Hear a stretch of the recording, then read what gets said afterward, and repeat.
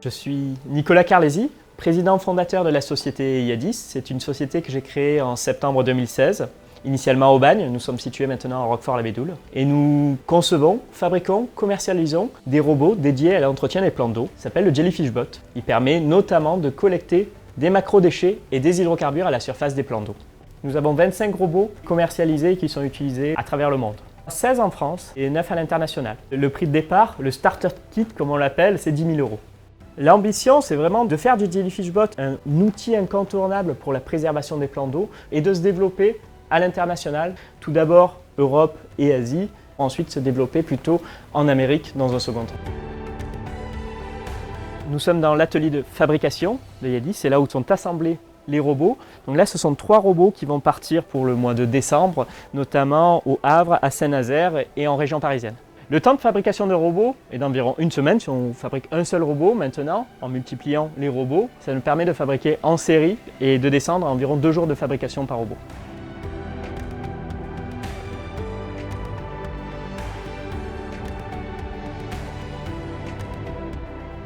C'est clairement un atout d'être proche de la mer et d'avoir des clients surtout sur ce littoral-là.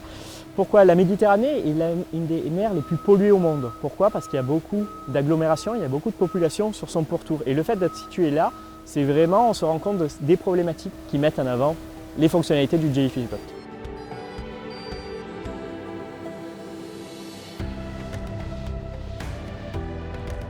Le robot a 2 types de fonctionnement.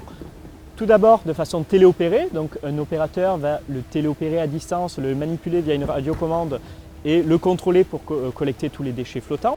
Soit un nouveau mode qui va être commercialisé à partir de 2021, c'est un mode autonome.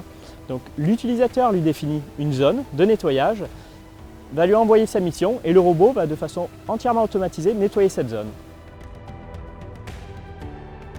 Une des caractéristiques du Jellyfish Bot, c'est qu'il est extrêmement ludique. Il permet de faire de la sensibilisation, notamment auprès des enfants, qui peuvent très facilement le manipuler pour ramasser tous les déchets à la surface de l'eau et ensuite les récupérer le filet, et voir un peu tout ce qui est atterri dans l'eau. Et on peut expliquer le chemin des déchets, c'est-à-dire que même à plusieurs kilomètres du plan d'eau, les déchets, une fois qu'ils se retrouvent par terre, ils sont entraînés par le vent, par les pluies, se retrouvent au point le plus bas, sur le plan d'eau, et leur expliquer qu'il ne faut pas jeter des déchets, bien entendu, par terre, et faire extrêmement attention à cela.